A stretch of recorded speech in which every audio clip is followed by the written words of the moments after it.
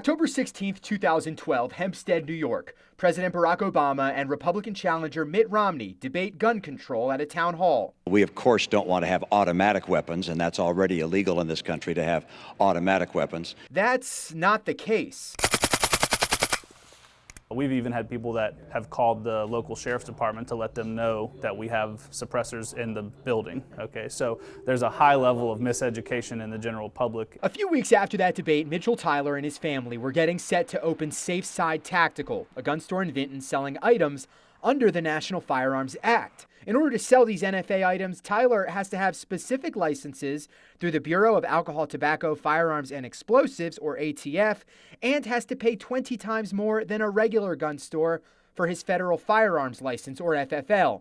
As of now, Mitchell Tyler says it's been worth it. Sales have more than doubled from this time last year. Buying one of these guns isn't as easy as walking into the store, paying money, and walking out. You got to be patient. If we could sell suppressors and not have to go through the NFA process, we would triple or more our sales instantly. To buy one of these items, you need a lot of time, a lot of money, and even more patience. There's no gun registry in the United States except for NFA items. If you want to buy an NFA item, you must fill out what's called a Form 4.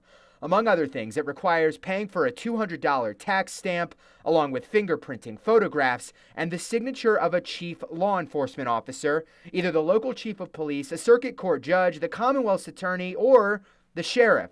I have no problem with law-abiding citizens having weapons, firearms. Mike Brown is the Bedford County Sheriff and a former ATF agent. He says he signs around 15 Form 4s every month.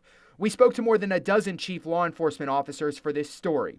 All of them told us they conduct their own background checks on an individual before signing the paperwork. Once it's signed, it's sent to the ATF for their background check, which Brown says is very thorough. They check all of the data bases known to man within the intelligence and law enforcement arena. The item is then registered in a federal system that says a specific person has this specific item. The fact that these items are registered is something some gun owners don't want to do. Right now, the average ATF check takes about 6 months, but we're told wait times are getting shorter. So buyers have to pay hundreds or thousands of dollars plus $200 up front for that tax stamp for an item that must sit in a safe at the store until the ATF signs off on the Form 4. We probably have somewhere between 100 and 125 suppressors, short barrel rifles, or machine guns that have already been what we say put on paper. So forms have been submitted, but they're still in a pending status. So what's the point of having these items, and should it be a concern? Lyndon Aiken is an attorney, author, and NFA dealer and collector. Part of what he does is write trusts and do estate planning for people with NFA items. He says these items are highly collectible. For example, this Thompson machine gun is worth something north of $30,000. The reason machine guns are highly collectible is because of a 1986 law that prevents the sale of machine guns created after that year to a private citizen. While demand would increase, supply would stay the same, so the elasticity is price, and price keeps going up. So they've become also an investment vehicle. Many people buy them to set aside and hold for increase in value. The other reason someone would want them, advocates say they're simply fun to shoot and that silencers are great for hunting. I gave it a try after a lengthy safety lesson.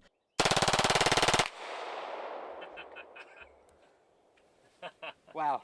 Mitchell Tyler tells me NFA items are widely regarded as graduate-level gun purchases. It's not something novice gun owners buy. Fully automatic weapons can be manufactured after 1986, but sold only to law enforcement or the military. Once you experience shooting a caliber that you're maybe very well versed with and not having to wear hearing protection, being able to have a conversation with other shooters around you, it's a crazy different way to shoot. And the crime? All the data points to very few crimes being committed with NFA items that are legally purchased. The general consensus is that since there are so many hoops to jump through, and these items can cost between $200,000 and $30,000, they rarely make their way into criminal hands. Sheriff Mike Brown says he's been a Washington, D.C. police officer, ATF special agent, and sheriff for over 4 decades. And when's the last time you heard of a bank robbery being committed with a Thompson submachine gun? Silencer, you don't hear them. you don't hear of it. People who buy NFA items are willing to go through a federal background check, have the ATF know what they have and where they live, and they're almost entirely upstanding, responsible citizens who are careful and not going to commit a crime.